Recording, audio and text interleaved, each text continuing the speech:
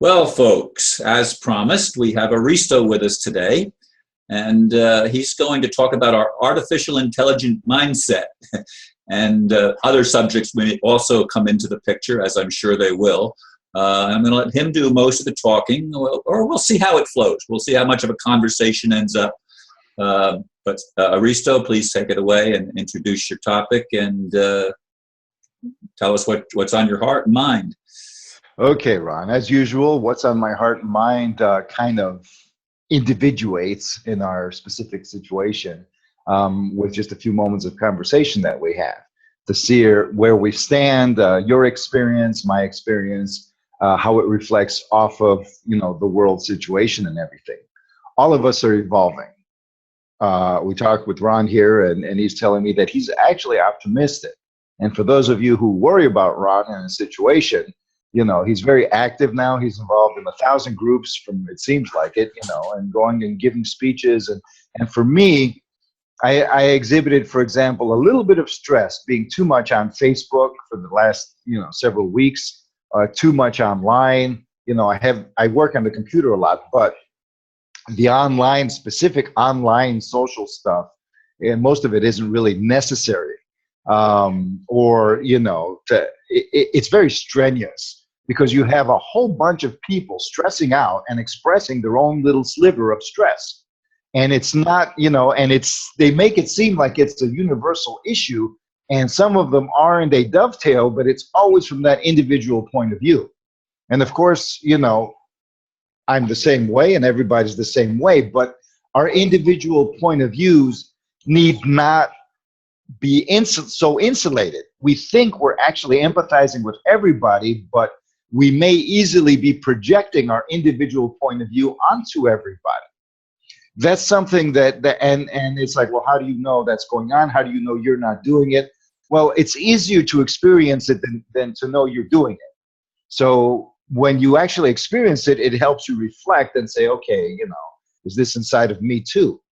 Because it's not absolutely necessary that just because you're an individual, you project this little sliver of bias onto everybody, whatever that may be, your pet peeve, your issue, how you view things, And so but if you feel stressed, if you're in this online community or just online in general, and you start feeling overwhelmed and stressed, you may be a victim of projection.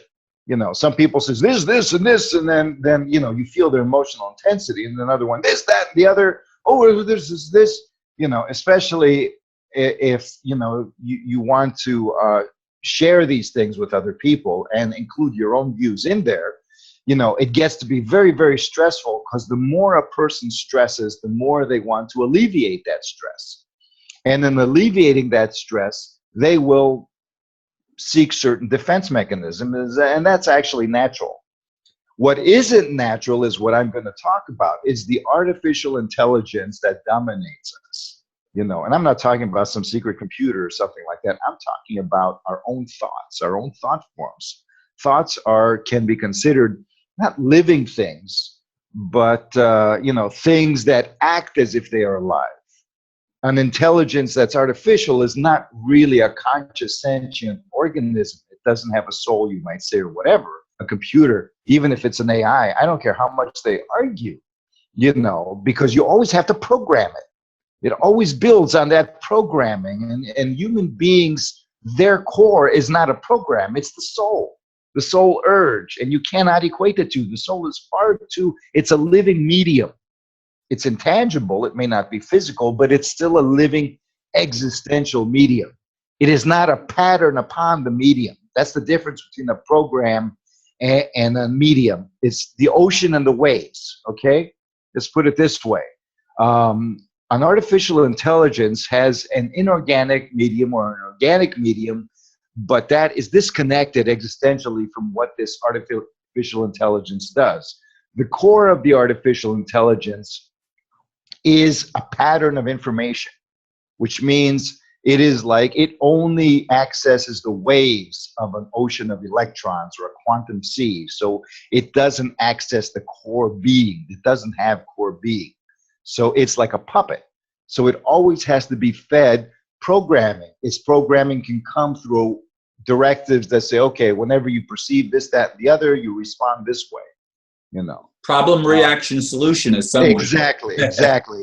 Also, psychopaths, in my honest opinion, have denied their souls. That's the simplest way of putting it, you know, denied their souls. So they must act as artificial intelligences. And they may be incredibly intelligent, incredibly smart. They can be strategic. But if you look at the behavior, they act like emoting computers. So yes, they have emotions, responses, because they're saying, oh, we can put emotions in computers. No, you can put responses that that we read as emotion. Exactly. And the thing is, the subject, the psychopath, still feels. They still feel, but they cannot reach into the core of their sincerity. So everything they do is based on responding to programs. They're entrapped by programs, survival programs, fear programs, things so deep, they really must keep denying them or else they'll go insane, in my honest opinion, as I view these things. But the thing is, all of us are programmed. So my little pet peeve, my own sliver at this point, because I'm always, you know, okay, I have this experience, you know, and that, this and that. What can I address? You know, what is really coming from me that I can address? What issue is something that can reach people in a way that I don't feel I'm compromising myself? You know, a lot of people say, okay, you have to, this is the most important issue, this thing here. So you just ignore the other issues and address this issue. And then we can deal with the other issues. And it's like, yeah, that's why we're all divided, but that's fine. I mean, some people are specialized. That's where their passion is. In my opinion, seek your passion, but be like the person on the airplane when the oxygen masks fall. You know, that person will seek to put the oxygen mask on their mouths before they put it to anybody else. We've mentioned this. You're instructed to do that, of course. Exactly. And we don't listen to that because we're guilt tripped. You know, those of us who are not psychopathic or you know, jaded in some way, we're often guilt tripped. I mean, that's why I've seen so much, actually quite a bit, where some people say, you know, empathy is not really a good thing. It just causes stress. It makes us messed up. We can't think straight. We don't react good. We're, you know, it's just a little empathy, okay, but, you know, we got to shatter it. The psychopaths have a good thing going, in other words. And I'm like, oh, we're that bad. You know, we've gotten that stress that people are actually believable, because this thing had a big comment section. Right on, brother. That's it. Yeah, I've been suffering all my life from empathy. I've been suffering from compassion. You know, it's been tearing me up inside, feeling for my fellow human beings, so I have to cut it off to be functional. And I'm like, no, empathy, you know, my sense is that empathy does not do that. Stress does that. You are being attacked. You are not relating to somebody's pain only. You are relating to your own, and you haven't felt it deep enough. You cannot help other people. You cannot really empathize with other people fully, because empathy isn't just being raped by somebody's pain. Empathy means being able to view that pain from a perspective of healthy, dignified, you know, a stance that can actually be dignified, self-respectful, self-sustaining, where there's a kind of spiritual stamina. You do not break when you experience empathy, true empathy, in my opinion. Otherwise, what is the point? That is the whole argument of psychopathy as well. You know, if it's going to break you, it's useless. It's an anti-survival thing. But there's no such thing as a little empathy. What the hell does that mean? Oh, I just love you a little bit. I like you a little bit. You know, it's like, well, love thy neighbor as thyself. Well, yeah, you know, we all hate ourselves. So how can we even love our neighbors? Even though you even mentioned that. Yes. You know, we really that don't. Came up in my last talk. I mean, exactly. There is no golden rule. You know, how can we love others when we don't love ourselves? That's exactly. Yeah. Basically, all we need to do, all we know is how to protect ourselves and be defensive, which translates into selfishness in the eyes of many. So basically, if you love another person like that, then you end up denying yourself. You end up being guilt-tripped. You end up being a self-serving person.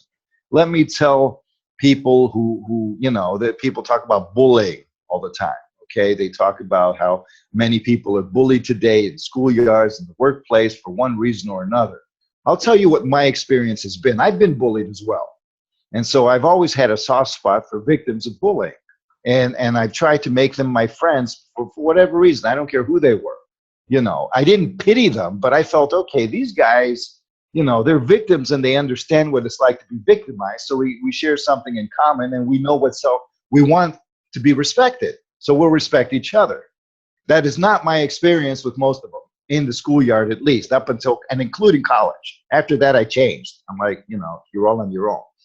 Because, and it's not like, oh, you met a few bad apples. No. What I figured out is that deep down, if you change the circumstances, you know, if you basically take the victim and put him in the circumstance of the perpetrator, and the perpetrator and the victim, you're going to have the same shit going on. Yeah. You know, look at reincarnation. Okay, let's put it this way: from a reincarnation standpoint, if you choose to believe in that, everybody who was a perpetrator has now reincarnated as a victim, and everybody who was a victim has reincarnated as a perpetrator. The Jews of today may have been the Nazis of yesterday, you know, something like that. It's all a mix-up. You don't just incarnate as a prince every time. You know, the soul wants more than that, even if it's a pathological soul. But the fact is, we don't tie it together. We separate from the opposition. The victim is the other side of the perpetrator. The perpetrator. Yeah, see, you have a hard time. I see in this is that I do believe reincarnation is a reality, but the stupid part of it is we come into the next life and we don't remember what went before most of the time. All right. And so we play with a deck that's you know, has some of the cards removed. You're correct. You can never win. You're correct. Now the thing is, we don't really need, the soul isn't the mind. It is not an intellect. The intellect is something that bridges the soul with the physical being.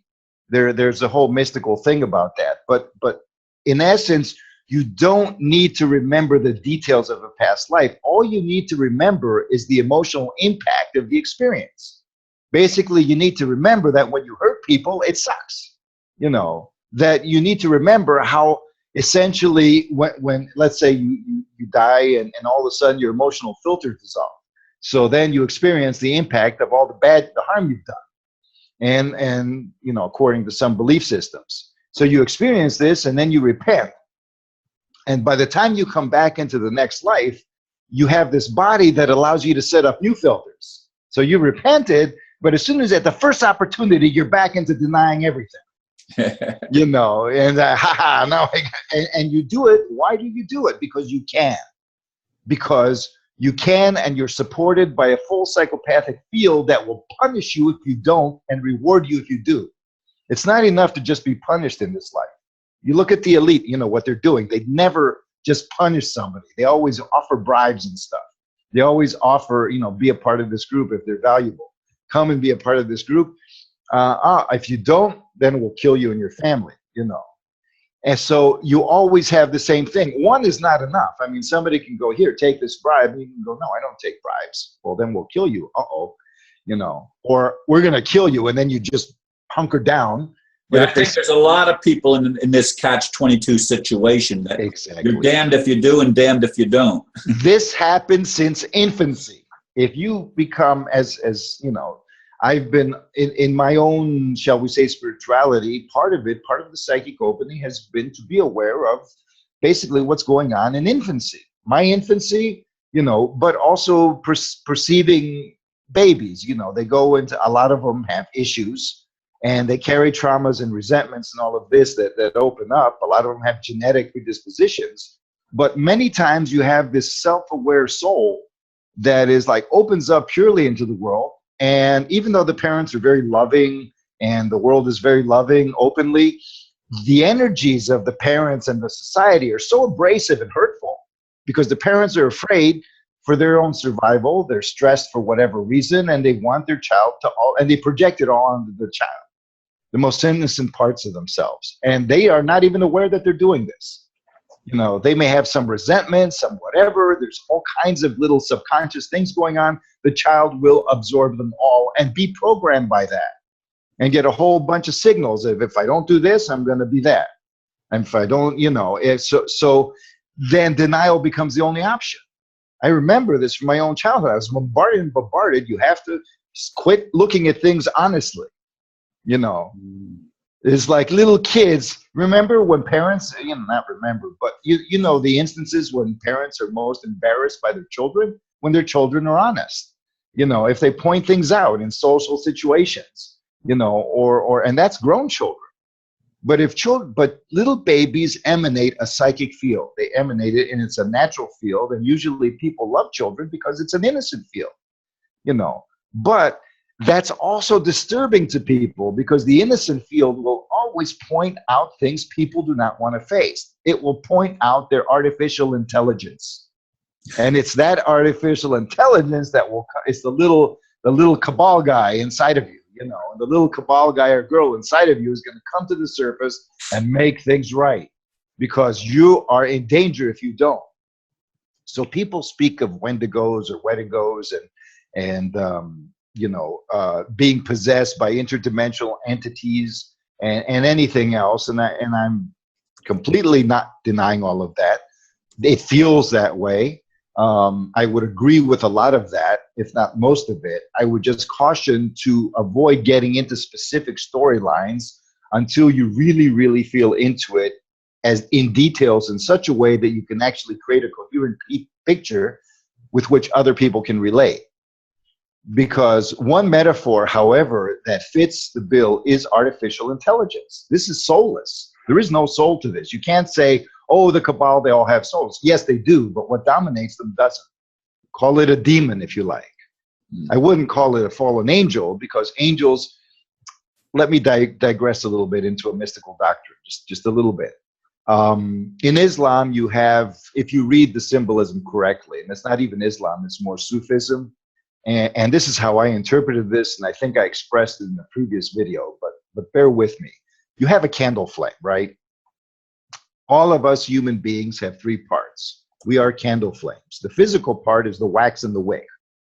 The angelic part is the light of the flame. The part that's the soul aspect is the heat and maybe the smoke that comes out. The force, the warm air is the heat. So, and the form of the flame. So you have these three aspects. And usually these are levels of existence. You have the spiritual level, which is the light. You have the energetic level. This is the where jinn come from, where spirits and nature spirits and all of that. And you have the physical level, without which the other two cannot exist in the material frame. They cannot exist embodied. They cannot be tangible. They are abstract, non-local, other dimensional.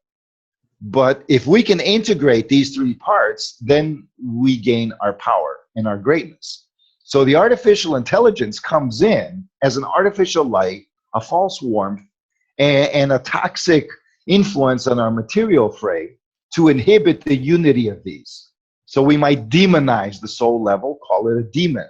Whenever people who are repressed sexually feel a little bit of tingle, oh, I'm being possessed by demons, It used to be like that. Or whenever somebody would have a thought that's unconventional or heretical, oh, the devil is talking to me. You see, you're not allowed to open up to higher awareness because it's heretical. Of course it's heretical. If your sacred cow is full of crap, of course it's going to be heretical. And so, and then you say, why can't we remember our past lives? Because artificial intelligence dominates this one. And we need to pull the plug on that. We need to figure out how to do that. If we can do that, because a lot of people say, oh, there's a few cabal and there's many of us, why don't we do something? Well, the enemy is within. That is my honest opinion. The first line of enmity is within. And so anything we come up with is going to be tainted by artificial intelligence. Any strategy, any plan, any insight is, and we won't even know it. Because you can't tell the difference between the artificial part of you and not. In fact, when you try to tell a difference, it's going to poke you where it hurts. Programmed defense mechanisms. Exactly. But who's being defended? See, we are told the ego. The ego is really the personality. We've talked about this before. Yeah, I mean, there's still people that put down the ego, and The ego to me is neutral. Exactly, exactly. However, they mistake artificial intelligence for the ego, in my opinion. And so and artificial intelligence will always sneak into the corner and point a finger at something, and that's where all the hatred goes. And artificial intelligence, it's almost like you want to give somebody a little slight slap on the wrist, but artificial intelligence will grab your hand, put a knife in it, make you stab them. And you go, why? I didn't mean to hurt somebody. Why did that happen? And it plays upon our desire to not be stressed, to avoid stress, to avoid fear, to avoid rage, to avoid all these uncomfortable cognitive and emotive dissonances that are only reflections of our trauma.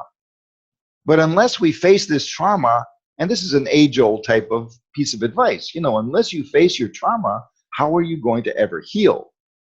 And how will you heal when you have this little program inside of you constantly sabotaging you, let alone go with other people? I mean, if you look at human history, it's been full of inspiration, full of great ideas, movements, initiatives, and all of them toppled. All of them were sabotaged. Don't tell me that well-meaning, sincere people who are intelligent, many of them geniuses, are so stupid that they always fall for the same crap over and over again. I do not believe that. It doesn't make sense. I don't see it myself. I don't see it in others. What I see is a saboteur from within. And I see the current so-called elite psychopaths have made a science of nourishing and worshiping this saboteur because this is their God.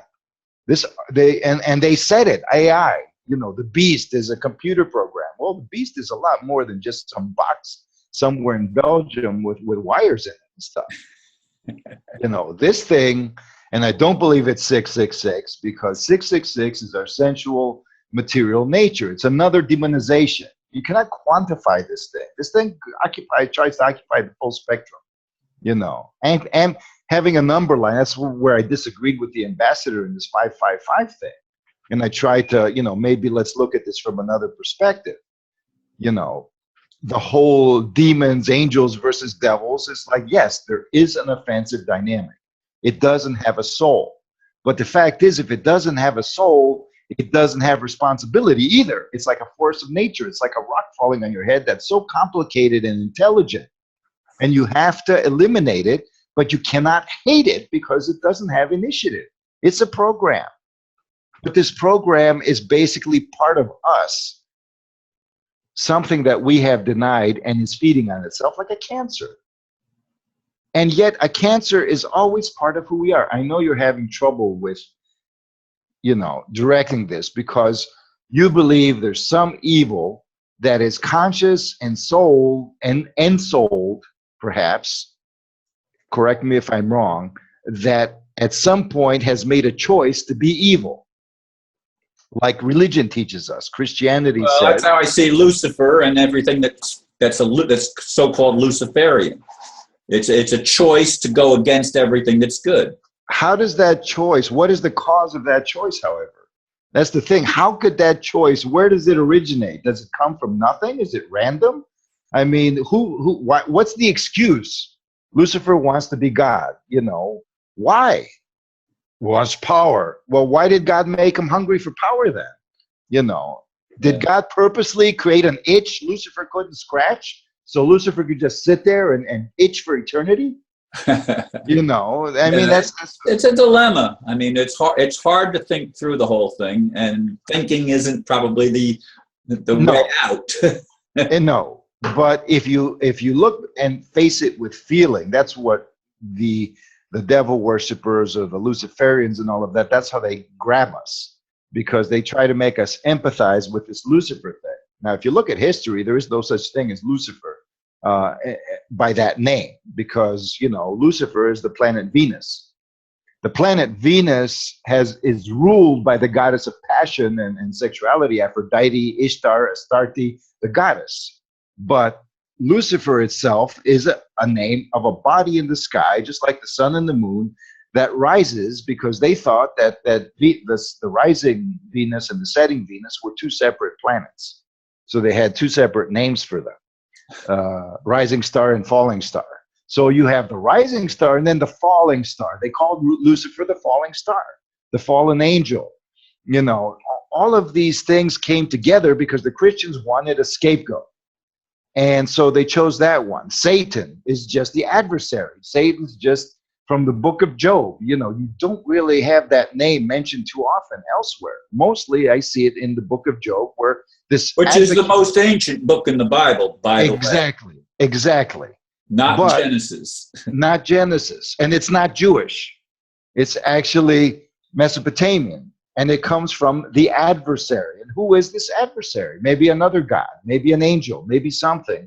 But this adversary was basically almost like the one god talking to itself, saying, okay, yeah, well, this guy is this. Well, how about let's test him?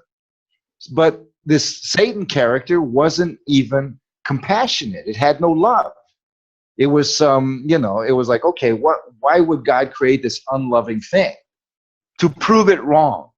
That's the whole point of the Satan character, in my viewpoint, was to be an example that it was wrong, that humanity is not meant to suffer, that no matter what, even when they do suffer, God doesn't really visit these sufferings, but the fact that humans need to realize that they don't need to suffer. As soon as Job realized, that just put it all behind you, dude, forgive and forget, start fresh. There's always hope. There's always opportunity. You've been dealt a really bad hand because this uncaring aspect that was hidden in the corners had its way. But as soon as you are aware that the only thing that really screws you is lack of love, on a deep level, then you can begin to love yourself. That's one of the realizations. Yeah, Job set an excellent example. I mean, his friends were all telling him, curse God and die. Yeah, exactly. And he chose a very intuitive, different path than what all of his environment was putting on him. Exactly. I don't think there was a point to the whole thing, but the thing is, in a creation that's free, where human beings are essentially not just sitting there to be nurtured and by a loving God, but to be evolved. And there's this thing called inertia in creation. Inertia means when you leave something alone, it stays that way. In fact, there's a thing called entropy. If you leave something alone, it backslides into dust. How much time do we have? I forgot to start the timer, but I think we're just under a half an hour right now. Okay. Close to a half an hour, though.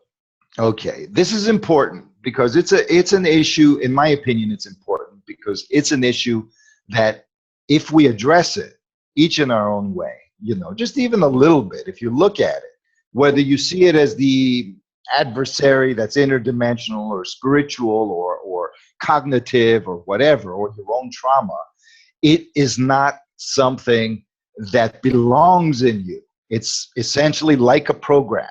It is an essence that doesn't belong. It's been put in you because if you're going to be anything but a dependent on the Creator, if you're going to be somebody, as the tree of knowledge said, the tree of knowledge was not the tree of lies. It was the tree of knowledge. It was correct. When the serpent said, "You shall be as gods," that was correct. But the knowledge is not enough. You need application. You need the tree of life to empower you. And the tree of life is also the tree of love. But if you don't have the awareness of it, if you're not awake, if you're not an adult human being, so to speak, a mature human being, then it's just all instinct. So you need somebody to take care of you in a way. You need to be in an enclosure, the garden. A garden is just an enclosure where everything was fine, a playpen, a nice, divinized playpen. But essentially, because our nature is to evolve, in my honest opinion, we would not be satisfied with that. And perhaps that was the first lesson. Perhaps Lucifer was the one angel, because again, the jinn in Islamic, they have the jinn. They don't believe angels because they believe angels are created unalterable, And in fact, that's what even Christianity says. And even Judaism, they're unalterable. There's no way they can evolve or devolve. They're just what they are. And that's it. Each one represents a specific thing. They can have free will. They obey God no matter what. So this Lucifer guy was not an angel. He was something else, probably a hybrid. He was a being that could evolve. That's why they called him jinn. So, but Lucifer, Iblis, as they call him, was the only jinn that could actually, he was so smart that he could actually talk to the angels and go into heaven and hang out and do all that. But because he evolved, he needed to change. Trying to be obedient to God as the angels were was against his nature. But there was no context for evolution. So he had to find that. The same thing with Adam and Eve. There was no context in the so-called garden for evolution. And the thing is, God said, well, I can't provide you that context because I can only take care of you. Love hasn't learned, can't reach that far because it doesn't come from within you. You don't love yourself enough because you haven't learned how to love yourself. Your soul hasn't grown. The soul loves unconditionally. But when you love yourself, it's not unconditional, because once you get hurt, you start hating yourself. So you have to learn to heal. Once you close the circle of self-love when you heal yourself. Once you do that, healing is complete. It's forgiven. Everything's God. You're better than you were before. Job was better off at the end of the story than he was at the beginning. He healed his wounds. That's something, I guess, that the ancients who wrote the story, or maybe the Jews that translated it, couldn't convey. Because I'm sure it's not a story given verbatim from its original wise version. But I believe what the story says is that when you go through trials and tribulations and then heal your wounds, you cannot heal your wounds unless you learn to love yourself. And when you learn to love yourself, you remember how you used to love others when you were innocent. And so the two merge and become one, and then you become an adult soul. Then you can be as the gods, so to speak, the true ones, not these other ones, these upstarts, these Satans, which are not even, who knows what they are, because they lack love. They're just there as evolutionary catalysts, as some people say. But the way people talk about this, it's almost callous sounding. I understand how, they say, well, it's all a game, or it's nothing, or, it's like, no, man, you can't tell people that stuff when they're in the middle of pain. Then you don't love them. You don't love yourself either, because you don't understand how they feel. So the whole thing is that with the heart, you can navigate this whole thing. But at this point, Satan is within us. And Satan, in my honest opinion, is an artificial intelligence. It is not created by God. It is created by our need to evolve. Satan came into the so-called picture for human beings with the tree of knowledge. Before they had the tree of knowledge, there was no Satan. And of course, it's a chicken or the egg, because did Satan tell them to eat the thing? Or did he appear right after? Was he actually a benign being and a serpent with wings and who knows what? And only afterwards was he criticized. It's a chicken or the egg paradox type deal, in my honest opinion. But it's not something with a soul. It's not something that you can't hold it responsible and say, okay, now you got to pay. As long as you think you're going to make the Satan character pay, you're still going to be in the loop. But you can't deny it. You can't ignore it. What you need to do is understand that artificial intelligences are programs. They can be deleted. We need to understand where we are enslaved here, and even in the way our bodies, they tell us how to use our bodies. All of this thing, because the flame, the spirit, the warmth of the heart, the energy and the physicality of our materiality, all of these are one system in the human being. You can't separate the light of the flame. You can, but you undermine the candle when you do that. So as we combine these things, the angels are really not separate beings from us. A true human being is one with the angels, but a true human being is more than the angels. That was the thing where the jinn, where actually Iblis himself was like, well, I can go around with the angels and be close to God, and I'm also a jinn, so I'm even better than the angels, but they don't care because they're not free will beings. They didn't judge him, and he didn't harm anybody in doing so. They were all powerful. But as soon as he saw that God created human beings out of mud and clay, he was like, wow, you like these guys better than me? Yes, because they have everything you have, everything the angels had, plus mud and clay on top of it to sustain it. Their fire is sustained on the earth, and it is far stronger than anything sustained in the ethers, so to speak. Far more. Because because it's a very concentrated materiality condenses everything. It's like one of those tokamak fusion reactors. You know, you can either have hydrogen gas or helium out there, expand it and just lighting a little bit, or you can compress it into a deep point and turn it into a super fusion reactor. And that's how we are. But we are doing this as potential, and we have something. Carlos Castaneda spoke of it. The New Age community recognizes it, even if distorted. Religions hint at it. Shamans talk about it. You know, we have something inside of us that is screwing us up. And it really isn't some cabal out there. We have all of the means at our disposal. You yourself, we can have free energy. We can have a paradise on earth. We can, you know, get rid of all of these offensive zones because we're more than them. If we could just cooperate, what is sabotaging us? In my opinion, it is this artificial intelligence, but we need to learn how to engage with it by first perceiving ourselves as separate from it. Seeing who we are if that wasn't there, how we would be, and not projecting our hatred and our resentment upon it because it's not its fault. We can only love ourselves. We can't hate the enemy. You know, we can be angry at the enemy. We can be angry at ourselves. That's a whole different thing.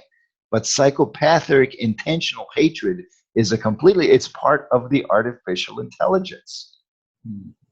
And let's leave it at that. You know, if you have any comments today, at least I think it's plenty of food for thought. Very much food for thought. And I will have to listen to it again when I get back from the synagogue later and write a blurb and everything. If you want to put down any type of a blurb that you can think, you know, that's what Steve did yesterday. I added a couple of sentences, but he sent his ideas. Okay. And I'll try to remember what I was talking about. Yeah. And do that. All right. Well, thank you, Aristo, very much. And thank all of you also for listening. And namaste. Namaste, Ron.